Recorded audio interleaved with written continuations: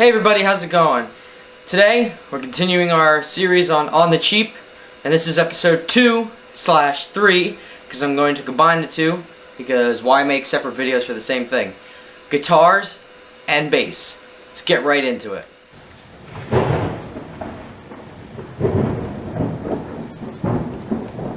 So, last episode we did drums on the Cheap with one microphone, and the results were pretty stellar. If you don't remember, they sound like this.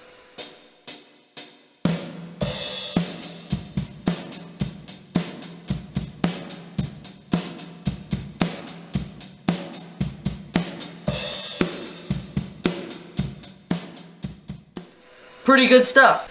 Now, while yeah, you could just release your drum tracks, it'd be pretty lame. So, you want to add some guitar and bass to it. You want to sound like a full band. Now, I'm assuming that you're on a real budget and you don't have the most expensive guitar. So today I'm going to be using my first guitar I ever bought, and that is this $100 Squier Stratocaster with a bunch of stickers for pop punk points. And for bass, I'm using my used $100 Ibanez Sound Gear 4-string. And honestly, that was quite a steal. And so was this. What I'm going to do is I'm going to make the guitar tracks using Amplitube.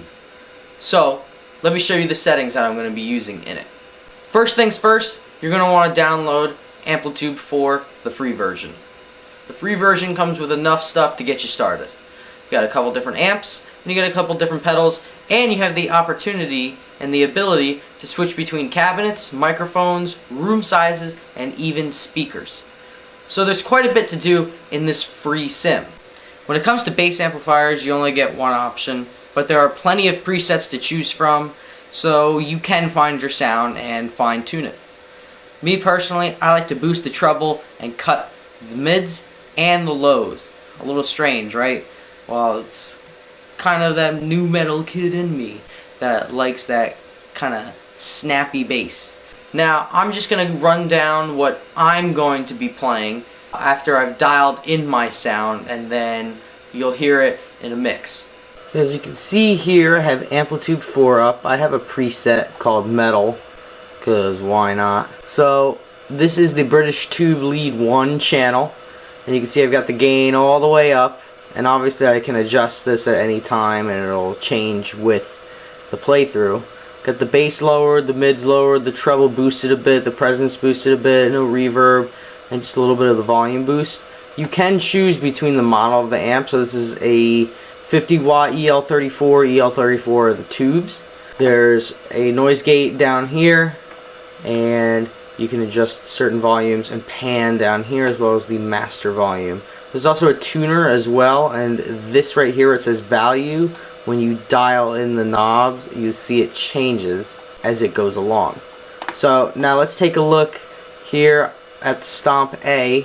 Is just the overdrive that comes with Amplitube 4 free.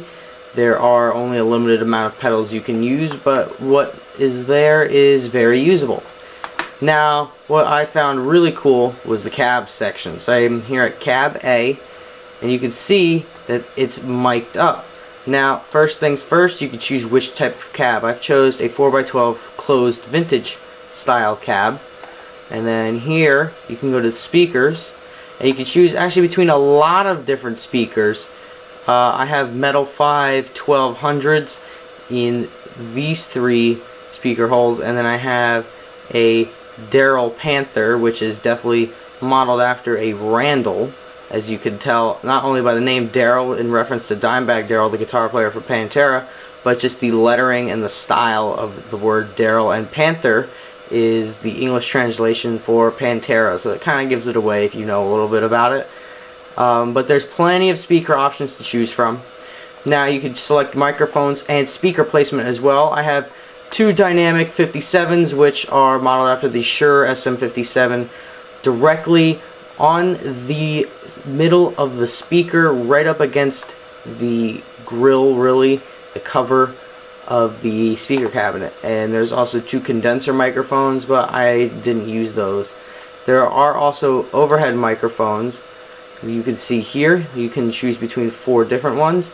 You can choose how far apart rather they are, and the type of room you're in. A live room, a venue, a vocal booth, studio, and a garage. And then finally, you have your levels here, and you can pan as well. So there's a lot here, as well as the rack section. I don't really use it that much, but there are definitely some options that you can use: reverb, EQ, filter, modulation, pitch, and some other stuff, but you will have to pay to unlock more of it. So there's definitely a lot with this free amp simulator, and it's good to do demos with and basically get yourself started. Here's the song.